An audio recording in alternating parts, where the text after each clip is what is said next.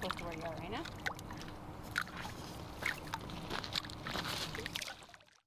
The Suquamish tribe's relationship with shellfish dates back to time immemorial. The Suquamish people have always lived along the shores of Puget Sound and had access to fish and shellfish for subsistence, ceremonies, and commerce. Well, the treaties, Point Elliott Treaty, which Suquamish signed in 1855, the tribes at that time were harvesting most of the resources because there was probably more natives in this area than there was non-natives. So at that treaty time, the government wanted to set aside half of it for the citizens that are moving in. The tribes wanted to, their ancestors wanted to protect the future generations. As a result of the signed treaty, tribes in western Washington and the state became co-managers of the natural resources. While the tribes had ceded land to the United States, they reserved the right to fish and harvest as they had for time immemorial. In 1974, Judge George Bolt, in the federal court case U.S. v. Washington, reaffirmed the tribe's reserved right to harvest 50% of the resources. State and tribes meet on several times a year on several different species to come up with management plans. Shellfish alone has better than 25 different management plans the state and tribes negotiate every year and agree to. To make sure these plans are implemented, the tribe employs shellfish biologists and technicians.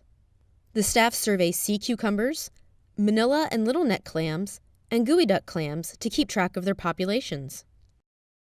They also manage crab and shrimp populations and assist Suquamish seafoods with oyster cultivation. This work not only benefits shellfish, but the marine ecosystem as a whole, including birds, invertebrates, and fish. Beaches are surveyed to determine if they are suitable for shellfish habitat and harvest. Water quality is monitored to make sure shellfish are safe to eat. Today, seafood consumption rates for Suquamish tribal members is the highest among Native American, Asian Pacific Islander, and other populations in the state of Washington. They consume more shellfish than finfish. The Shellfish program benefits tribal members who earn money to support their families. It also provides opportunities to practice traditional ways of harvest for ceremonies and subsistence. The tribe monitors each clam harvest closely with tribal staff and enforcement on site. Benefits not just native, but everybody that eats it, but it's also a spiritual food for tribal people.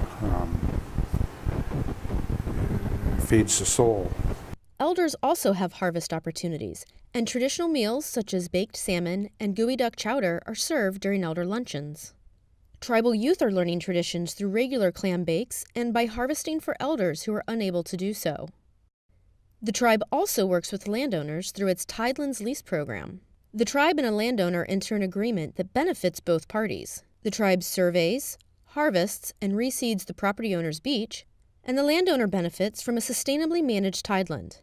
They also receive a portion of proceeds from the harvested shellfish.